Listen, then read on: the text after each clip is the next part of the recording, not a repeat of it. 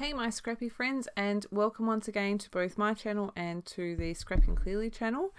Today I am here sharing my take on the January 2018 sketch challenge.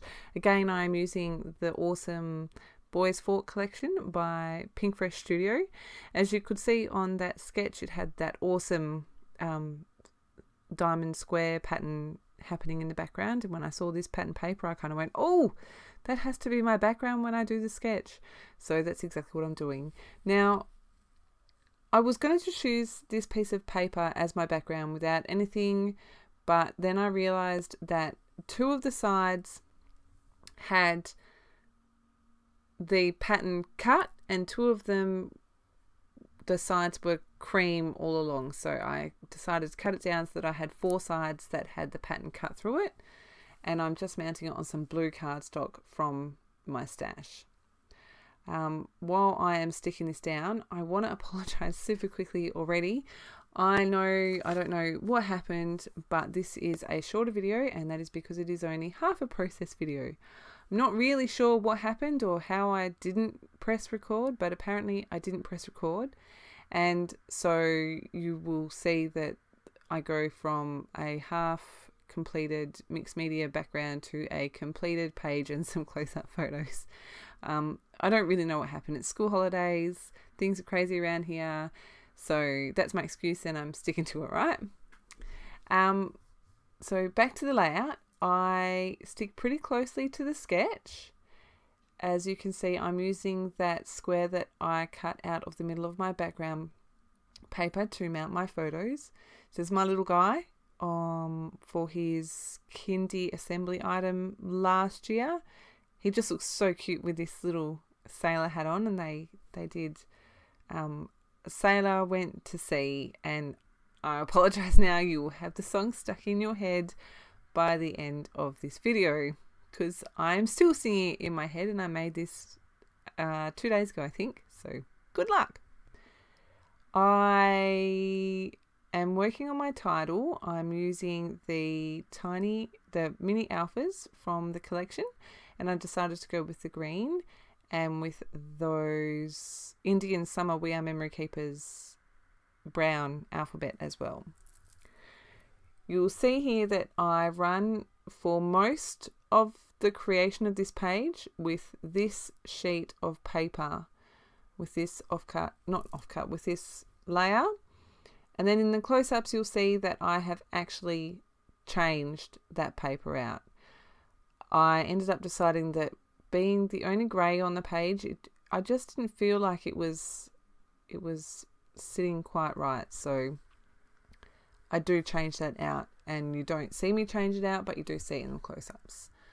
I'm using this paper, other side of that grey, for my banner there.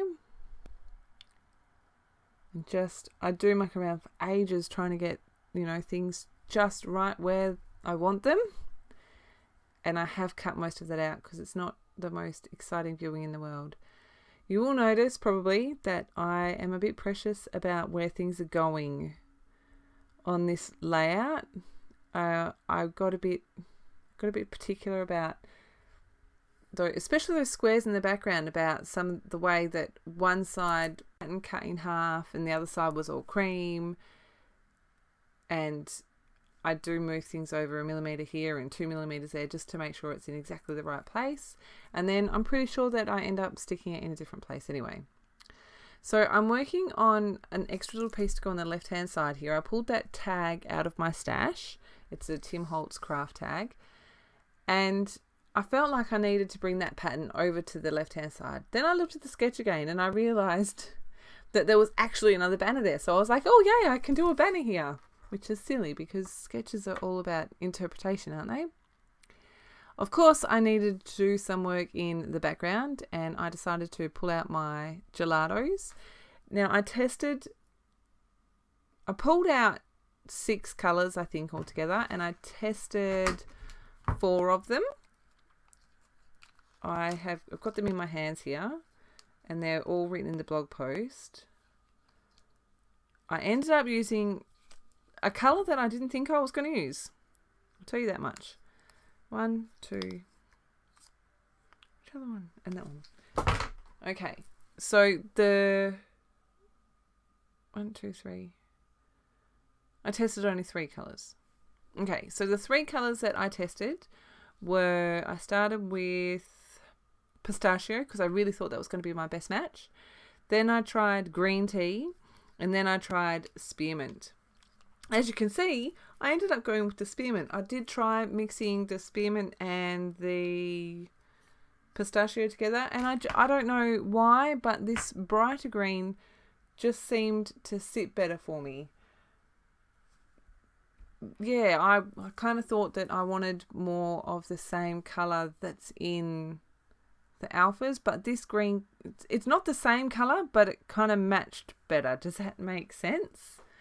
So that's what I ran with. You can see here that I'm just doing the packaging technique. I piled everything on top and realised I'd covered most of what I'd done up.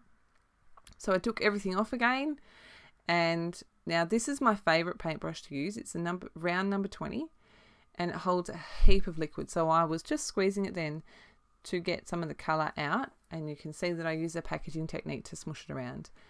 If you have never used any pink fresh paper before, this stuff is really thick. It is beautiful quality. And so I haven't gessoed the background or anything, but I found that I had enough time to smush the colour and move it around just a little bit. Obviously it doesn't move as much as it would if I had applied gesso, but it does move enough.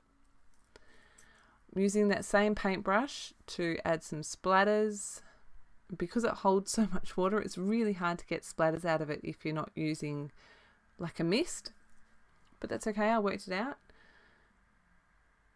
Dry that off, and that's as far as I recorded. So here are the close-ups. I'm really happy with how this turned out. I did stick pretty true to the sketch.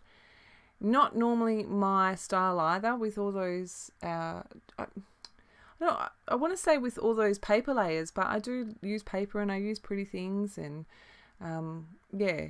I just want to point out here, I've stitched some lines for my journaling, and I love how that looks on the tag. It looks awesome. So I have stitched around all my edges. I'm really sorry for the super short video, but I hope that you enjoyed, and I shall see you again for my next video. Bye!